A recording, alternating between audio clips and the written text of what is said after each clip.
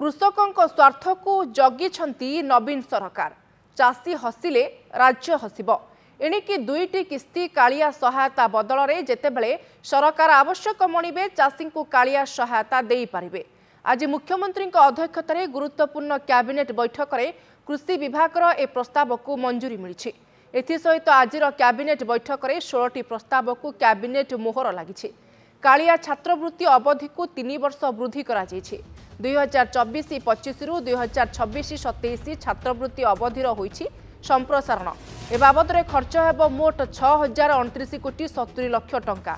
2018-19 रु कालिया सहायता योजना आरंभ होइथिला। राज्य में थिबा 18 लाख भूमिहीन चाषी परिवार को 12,500 टंका लेखाएं प्रदान करा जायथिला। एबे 2,000 टंका लेखाएं अतिरिक्त सहायता राशि प्रदान करा जिवो।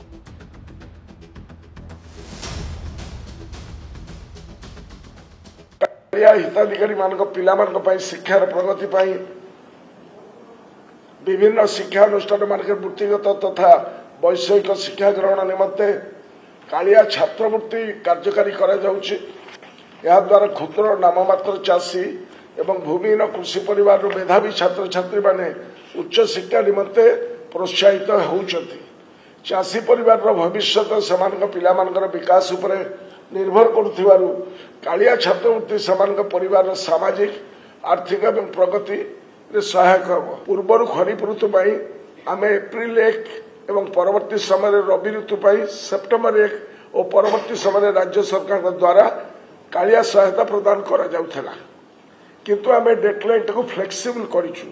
Eight any given point of time when there is a stress and strain in the farming activities सेतोळे सरकार ए डेट डेट को ओपन आउट कर दिया गला।